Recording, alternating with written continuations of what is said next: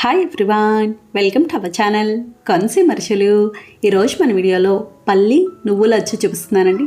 చాలా రుచిగా ఉంటుంది, చాలా సింపుల్గా చేసుకోవచ్చు.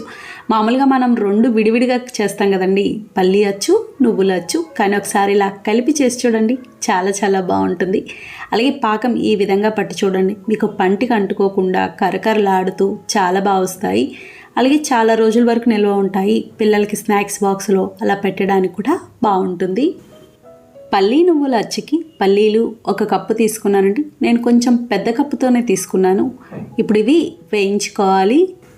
స్టవ్ ఆన్ చేసి ప్యాన్ పెట్టి వేరుశనగ గుళ్ళు వేసి లో ఫ్లేమ్లో వేయించుకోవాలి. ఇవి వేయించుకోవడానికి కూడా ఏదైనా మందపాటి ప్యాన్లో వేయించుకుంటే మాడకుండా ఉంటాయి.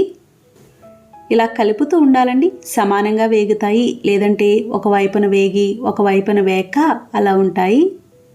ఇవి వేగడానికి కాస్త టైం పడుతుంది. వేరుశనగ గుళ్ళతో ఏం చెయ్యాలి అనుకున్నా సరే అవి చిన్న మంట మీద వేయించుకుంటేనే వాటి రుచి అనేది బాగుంటుంది. ఆఖరికి చట్నీ అయినా సరే అంతే. చూడండి, వీళ్ళ బాగా వేగినాయి కదా. మనకి పట్టుకొని చూస్తే పొట్టు వెంటనే ఊడొచ్చిందంటే వేగినట్టే. ఈ విధంగా వేగాలి. ఇప్పుడు ఇవి ప్లేట్లోకి తీసుకోవాలి. ఇప్పుడు అదే ప్యాన్లో 1 కప్పు వేరుశనగ గుళ్ళకి అదే కప్పుతో 1/2 కప్పు నువ్వులు వేసుకోవాలి. నువ్వులు కూడా లో ఫ్లేమ్లో వేయించుకోవాలి.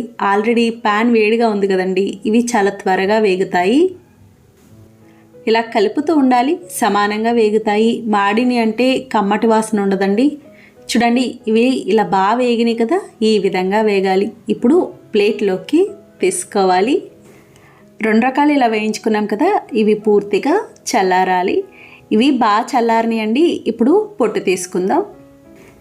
ఈ విధంగా పొట్టు తీసుకోవాలి. వేరుశనగ గుళ్ళు బాగా వేగినాయి అనుకోండి, పొట్టు ఈజీగా వస్తుంది. వేగలేదనుకోండి పొట్టు అస్సలు రాదు. చూడండి, పొట్టు మొత్తం ఇలా తీసుకున్నాం కదా. ఇప్పుడు ఒక చిన్న టిప్ అండి, ఇలాంటి గరిటె తీసుకొని ఇందులో వేరుశనగ పప్పు వేసి ఇలా జల్లించినట్టు చేస్తే పొట్టు ఈజీగా వచ్చేస్తుంది. ఇలా బద్దల్లా చేసుకోవాలి. గుళ్ళులా ఉంటే బాగుండదు, బద్దల్లా ఉంటే అచ్చుగా బాగుంటుంది. ఇప్పుడు మనం ఏ ప్లేట్లో అయితే అచ్చు వేయాలనుకుంటున్నామో ఆ ప్లేట్కి ఇలా నూనె రాసి పక్కన పెట్టుకోవాలి.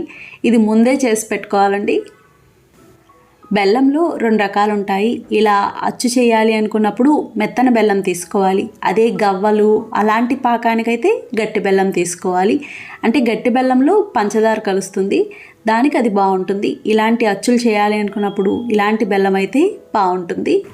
ఈ బ్రాండ్ అని కాదు, మెత్తన బెల్లం ఏదైనా తీసుకోవచ్చు. నేను ఏది వాడానో చూపిస్తున్నాను. ఇప్పుడు పాకం చూద్దాము. 1 కప్పు వేరుశనగ గుళ్ళు 1/2 కప్పు నువ్వులకి అదే కప్పుతో 1 కప్పు బెల్లం తీసుకోవాలి. తీపి కరెక్ట్గా సరిపోతుంది. ఇందులో 1/2 కప్పు నీళ్లు పోసి కలుపుకోవాలి.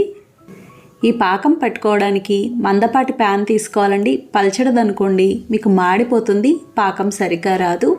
దీనికి బాగా ముదురు పాకం రావాలి. పాకం పట్టి చేసే ప్రతి వంట పంచదార పాకం అవనివ్వండి, బెల్లం పాకం అవనివ్వండి, ఏదైనా సరే పాకం బాగా వస్తేనే ఆ వంట బాగా వస్తుంది. చూడండి, ఇది బాగా చిక్కబడి నొరగలా వచ్చింది కదా. ఇలా నొరగలా వచ్చింది అంటే మనకి పాకం వచ్చినట్టు. ఇప్పుడు ఒకసారి నీళ్ళల్లో వేసి చూసుకోవాలి. ఈ విధంగా ఉండాలండి. మనకి ఇది బాగా గట్టిపడి కొడితే టంగుమని సౌండ్ వస్తుంది.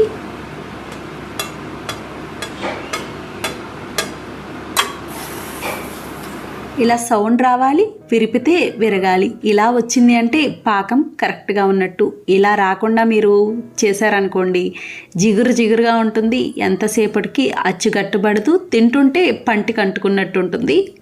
స్టవ్ ఆఫ్ చేసుకొని ఇందులో మనం ముందుగా వేయించుకున్న వేరుశనగ పప్పు నువ్వులు 2 వేసి కలుపుకోవాలి. ఇందులో యాలకులు కానీ నెయ్యి కానీ ఏమీ వేయాల్సిన అవసరం ఉండదు. చూడండి, ఇలా బాగా కలుపుకున్నాం కదా. ఇప్పుడు ఇది మనం ముందుగా నూనె రాసిన ప్లేట్లోకి వేసుకోవాలి. ఇలా అచ్చులా వద్దు అనుకుంటే చిన్న చిన్న ఉండల్లా కూడా చేసుకోవచ్చు, చేతికి నూనె రాసుకొని. ఇప్పుడు ఏదైనా ఇలాంటి మ్యాషర్తో కానీ అప్పడాల కర్రకు కానీ గ్లాస్ కానీ గిన్నె కానీ ఏదైనా తీసుకోవచ్చు. కొంచెం నూనె రాసుకొని ఈ విధంగా సమానంగా చేసుకోవాలి. చూడండి, ఇలా ఒత్తుకోవాలి. ఇది కొంచెం గబగబానే చేసుకోవాలండి, లేదంటే గట్టిపడిపోతుంది. ఇలా చేసిన వెంటనే ఇప్పుడు చాకుకు కూడా నూనె రాసుకొని ఇలా ముక్కలుగా కట్ చేసుకోవాలి. వేడి మీద కట్ చేసుకుంటేనే ముక్కలు వస్తాయి, తర్వాత మీకు ఇలా ముక్కలు రావు. చూడండి, మనం ఎంత ముదురు పాకం పట్టినా ఎక్కడా పొడి పొడిగా అవ్వలేదు. అదే గట్టి బెల్లం అనుకోండి, ఎంత పాకం పట్టినందుకు ఇలా రాదు, పొడి పొడిగా అయిపోతుంది. ఇలా కట్ చేసుకొని పూర్తిగా చల్లారే వరకు అలా ఉంచేసేయాలి. చల్లారిన తర్వాత ఈ విధంగా ఉంటుంది. చూడండి ఎంత చక్కగా వచ్చిందో, మీకు ఏమాత్రం అంటుకోకుండా ముక్కలు ఎంత చక్కగా ఉన్నాయో. ఇంతేనండి, పల్లి నువ్వుల అచ్చు తయారైంది. చాలా చాలా బాగుంటుంది. ఏదైనా డబ్బాలో పెట్టుకుంటే చాలా రోజుల వరకు నిల్వ ఉంటుంది. చూసారు కదా ఫ్రెండ్స్, చాలా సులభంగా తయారు చేసుకున్నాం. నచ్చిందండి వీడియో? మీకు నచ్చితే లైక్ చేయండి, షేర్ చేయండి, కమెంట్ చేయండి. Thank you for watching.